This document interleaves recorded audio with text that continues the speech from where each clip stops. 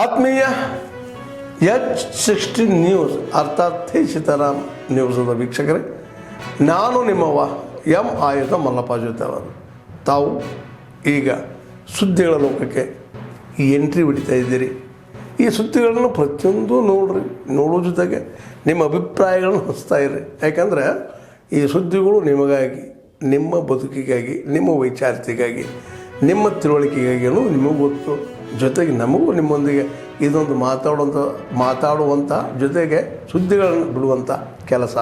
ಈ ಕೆಲಸದಲ್ಲಿ ನಾವು ನಿಮ್ಮೊಂದಿಗಿದ್ದೀವಿ ಅಂತ ಹೇಳ್ತಾ ನೋಡ್ತಾ ಇರಿ ಸುದ್ದಿಗಳನ್ನು. ಇದನ್ನ ಮಾಡಬೇಕಂದ್ರೂ ಕೂಡ ಮಾಡಲಿಕ್ಕೆ ಸಾಧ್ಯ ಆಗಿರ್ಕಿಲ್ಲ. ಭಾಳ ಸರ್ಕಾರಗಳು, ಸಚಿವರು ಕೂಡ ಪ್ರಯತ್ನ ಮಾಡಿ ಕೂಡ ಅದು ಆಗಿರ್ಕಿಲ್ಲ. ಅವರ ಹೆಚ್ಚು ಕಾಳಜಿ ವಹಿಸಿದ ಈ ಯೋಜನೆ ಆಗಿದೆ. ಈ ಯೋಜನೆಯಿಂದ ಅವರು ಕೂಡ ಅನುಕೂಲ ಆಗಿದೆ. ನಮ್ಮ ಮಂತ್ರಿಗಳಲ್ಲಿ ವಿನಂತಿ, ಬಹುಶಃ ಕೊಟ್ಟಿರುವಂಥ ಅನುದಾನ ತಮ್ಮ ಇನ್ನೂ ಹೆಚ್ಚು ಅವ್ರ ನಿರೀಕ್ಷೆಗಿದ್ದಾರೆ. ಯಾಕಂದರೆ ಅವರು ಭಾಳ ದಿನಗಳಿದ್ದಾರೆ. ಅವರು ಅಲ್ಲಿ ಎಲ್ಲ ಬಿಟ್ಟು ಹೋಗಬೇಕಾಗಿದೆ. ಅವ್ರಿಗೆ ತಮ್ಮ ನೇತೃತ್ವದಲ್ಲಿ ಇನ್ನೂ ಹೆಚ್ಚು ಅವರಿಗೆ ಸಹಾಯ ಆಗಬೇಕನ್ನೋ ಅವ್ರ ಬೇಡಿಕೆ ಇದೆ. ಅದನ್ನು ತಮ್ಮ ಭಾಷೆಗಳಲ್ಲಿ ತಾವು ಅದನ್ನು ಹೇಳ್ತಾರೆ ಅಂತ ಭಾವಿಸಿ, ಅದರ ಜೊತೆಗೆ ಅರಣ್ಯ ಇಲಾಖೆಯಿಂದ ಸಚಿವರು ಈ ಕಡೆ ಭಾಳಷ್ಟು ಗಮನ ಕೊಡಬೇಕಾಗಿದೆ. ಯಾಕಂದರೆ ಇದು ಭಾಳ ದೊಡ್ಡ ಪ್ರಖ್ಯಾತವಾಗಿರುವಂಥ ಒಂದು ಅರಣ್ಯ ಸ್ಥಳ ಆಗಿದೆ. ಇಲ್ಲಿ ಇನ್ನೂ ಟೂರಿಸಮ್ಗೆ ಭಾಳಷ್ಟು ಅವಕಾಶ ಇದೆ.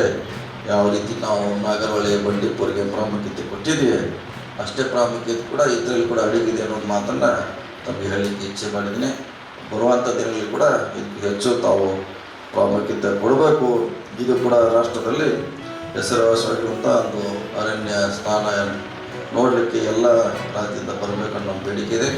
ಇದಾದ ಮೇಲೆ ತಮಗೆ ನಾವು ಇದ್ರ ಬಗ್ಗೆ ಒಂದು 10 ನಿಮಿಷದಲ್ಲಿ ಬ್ರೀಫ್ ಮಾಡ್ತೀವಿ ಅನ್ನೋ ಮಾತನ್ನು ಹೇಳುತ್ತಾ, ಈ ಕಾರ್ಯಕ್ರಮ ಯಶಸ್ವಿಯಾಗಲಿಕ್ಕೆ DC ಅವರು, ಅರಣ್ಯ ಅಧಿಕಾರಿಗಳು, ಸಾಕಷ್ಟು ಸ್ಥಳೀಯ ಮುಖಂಡರು ಕೂಡ ಪ್ರಯತ್ನ ಮಾಡಿದ್ದಾರೆ.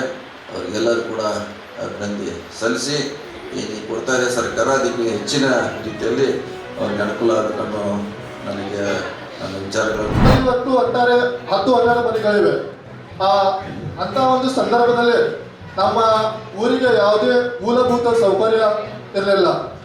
ಮುಖ್ಯವಾಗಿ ಹೇಳಬೇಕಂದ್ರೆ ಶಿಕ್ಷಣ, ವಿದ್ಯುತ್ ಸಂಪರ್ಕ ಮತ್ತು ರಸ್ತೆ ಇಂತಹ ಯಾವುದೇ ಮೂಲಭೂತ ಸೌಕರ್ಯಗಳು ಇರಲಿಲ್ಲ.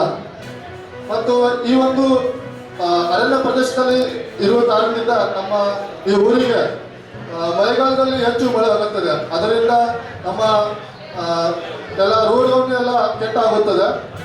ಆ ಮಳೆಗಾಲದಲ್ಲಿ ನಿಜವಾಗಿ ಹೇಳ್ಬೇಕಂದ್ರೆ ಜೂನರಿಂದ ಸೆಪ್ಟೆಂಬರ್ವರೆಗೆ ನಮ್ಮ ಊರಲ್ಲಿ ಯಾವುದೇ ಒಂದು ವಾಹನ ಬರುವುದಿಲ್ಲ. ನಾವು ತುರ್ತಾಗಿ ಎಮರ್ಜೆನ್ಸಿ ನಾವು ಆಸ್ಪತ್ರೆಗೆ ಎಮರ್ಜೆನ್ಸಿ ಪೇಷಂಟ್ ತೊಗೊಂಡು ಹೋಗ್ಬೇಕಾದ್ರೆ ನಮಗೆ ತುಂಬ ಕಷ್ಟ ಆಗುತ್ತೆ. ಅದರಿಂದಲೇ ನಾವು ನಮ್ಮ ಅರಣ್ಯ ಇಲಾಖೆಯಿಂದ ಕೂಡ ನಾವು ಕೆಲವೊಮ್ಮೆ ಸಹಾಯ ಪಡ್ತಿದ್ದೇವೆ. ಅದೇ ರೀತಿ ನಾವು ನಮ್ಮ ಊರಲ್ಲಿ ಇರುವಂಥ ಎಲ್ಲ ಜನರು ಇದ್ದಂಥ ಹೊಲವನ್ನು ಮಾಡ್ತಾರೆ. ಆ ಹೊಲದಲ್ಲಿ ಬೆಳೆದಿದ್ದ ಬೆಳೆಗಳನ್ನು ಕೂಡ ಅವರಿಗೆ ನೇರವಾಗಿ ಸಿಗೋದಿಲ್ಲ. ಯಾಕಂದರೆ ಅದು ಕಾಡು ಪ್ರಾಣಿಗಳು ಬಂದು ಎಲ್ಲ ಹಾನಿ ಮಾಡುತ್ತವೆ. ಇದೆಲ್ಲ ಇಂಥ ಎಲ್ಲ ಸಮಸ್ಯೆ ಇರುವುದರಿಂದ ನಮ್ಮ ಊರಿನ ಜನರು ಹಲವಾರು ವರ್ಷಗಳಿಂದ ಹಿಂದೆ ಅಲ್ಲೇ ವಾಸ ಮಾಡ್ತಾ ಇದ್ದಾರೆ.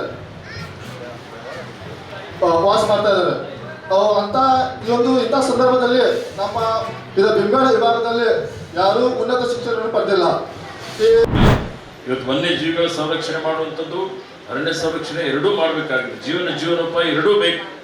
ಇಂಥ ಪರಿಸ್ಥಿತಿಯಲ್ಲಿ ನಮಗೆ ಸ್ವಾತಂತ್ರ್ಯ ಬಂದ ಇವತ್ತು 75 ವರ್ಷಗಳು ನಮ್ಮದೇ ಆದಂಥ ಸಂವಿಧಾನವನ್ನು ಅಳವಡಿಸ್ಕೊಂಡು ನಾವು ರಾಜ್ಯಭಾರ ಮಾಡ್ತಾ ಇದ್ದೀವಿ.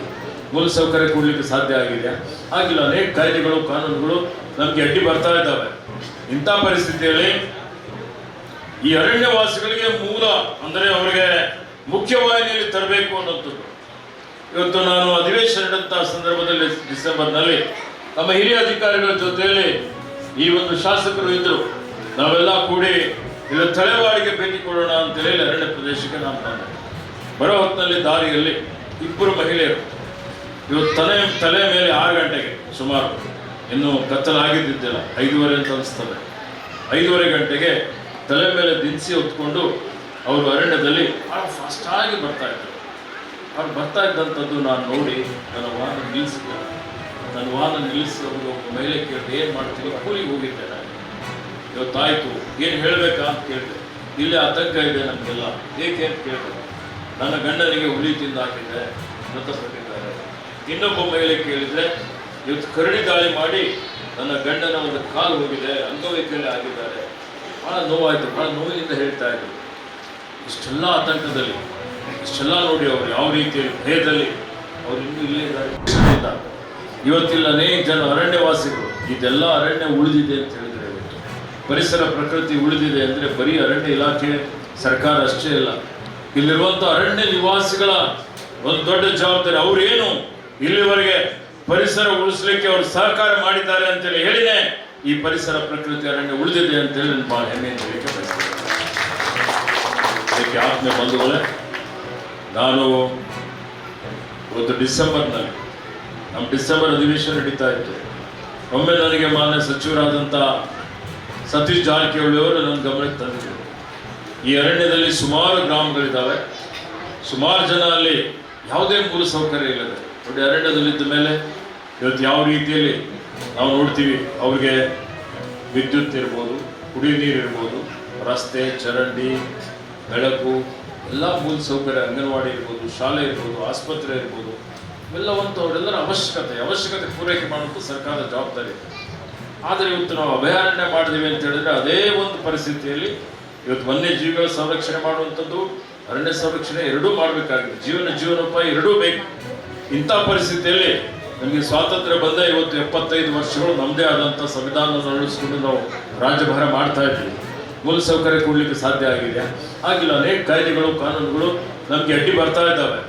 ಇಂಥ ಪರಿಸ್ಥಿತಿಯಲ್ಲಿ ಈ ಅರಣ್ಯವಾಸಿಗಳಿಗೆ ಮೂಲ ಅಂದರೆ ಅವರಿಗೆ ಮುಖ್ಯವಾಹಿನಿಯಲ್ಲಿ ತರಬೇಕು ಅನ್ನೋಂಥದ್ದು. ಆತ್ಮೀಯರೇ, ಎಲ್ಲ ಸುದ್ದಿಗಳನ್ನು ನೋಡಿದ್ರಲ್ಲ, ಏನು ಅನಿಸ್ತು ನಿಮಗೆ? ಇದರಲ್ಲೇ ನಿಮ್ಗೆ ಲೈಕ್ ಆಗಿರ್ಬೋದು, ಡಿಸ್ಲೈಕು ಆಗಿರ್ಬೋದು, ಕಾಮೆಂಟ್ ಬೇಡಪ್ಪ ಅಂತೂ ಅನಿಸಿರ್ಬೋದು, ಕಾಮೆಂಟ್ ಮಾಡಬೇಕಪ್ಪ ಅನಿಸಿರ್ಬೋದು, ಶೇರ್ ಮಾಡಬಾರ್ದಪ್ಪ ಅನಿಸಿರ್ಬೋದು, ಅದು ಮಾಡಬೇಕು ಅನಿಸಿರ್ಬೋದು. ಏನಾದರೂ ಆಗಲಿ ಶೇರ್ ಮಾಡ್ತಾಯಿರಿ, ಈ ನ್ಯೂಸ್ಗಳನ್ನ ಹಂಚ್ತಾ ಇರಿ, ಜೊತೆಗೆ ಇದಕ್ಕೆ ಸಬ್ಸ್ಕ್ರೈಬ್ ಆಗ್ತಾಯಿರಿ ಅಂತ ಹೇಳ್ತಾ H16 ನ್ಯೂಸ್ ಅರ್ಥಾತ್ ಹೇ ಸೀತಾರಾಮ್, ಇದು ಸತ್ಯದ ಕೈಗೆ ನಡಿ. ವಂದನೆಗಳು.